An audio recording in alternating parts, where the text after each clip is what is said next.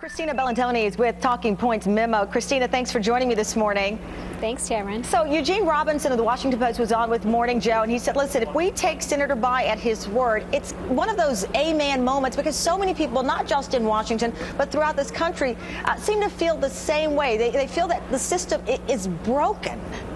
Well, sure, a lot of people do say that, and that's one of the reasons why you're seeing such a shift in the polls, and that's one of the reasons why Barack Obama, as a candidate, campaigned on changing Washington. And certainly, you know, he says all the time that I never said it would be easy. But what's also important to note here is it's not like state legislatures are the sunshiny, happy places of nonpartisanship. You know, a lot more does get done in the states in some cases than Congress, but it's certainly there's plenty of partisanship to go around, and anybody that runs for political office will end up decrying partisanship at some time and just say, let's all get along. But you have many wondering if this is the worst that we've seen, especially in light of Barack Obama being elected. And there was, as you know, we were there, a sense from all sides that maybe this would be different. I want to play a little bit of Lisa Myers, investigative reporter at NBC, an interview she did in January 1997 with some leading lawmakers.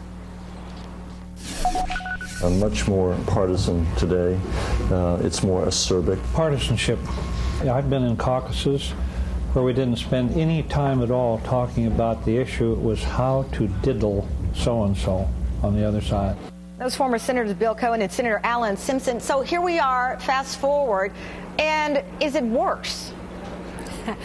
It's probably about the same. I mean, the legislative process in Congress has always been fairly ugly, fairly partisan. It's not like there were ever a lot of hand-holding moments where everybody got along. You hear a lot of talk about after September 11th, you had Congress come together, you know, both Republicans and Democrats talk about that moment where they sang on the steps of the portico. But at the same time, there's really been a lot of gridlock for a very long time, and as that interview shows. So I think that, you know, Senator Bayh's decision probably, he says that it's definitely not a political decision, but certainly, you know, he may be eyeing different office. Yeah, but Christina, you know, Chris Matthews on his show Hardball last night said it was stunning to him, and no one knows it better than Chris, to hear a member of Congress say he lost the love. There was no love for Congress.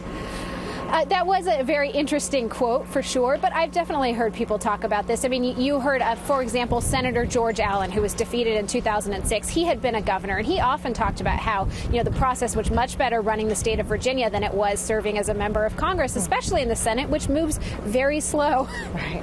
It does do that. Well, we'll see what happens, but certainly the American people are reacting to that great divide, as it's been called. Thank you, Christina. Greatly appreciate it.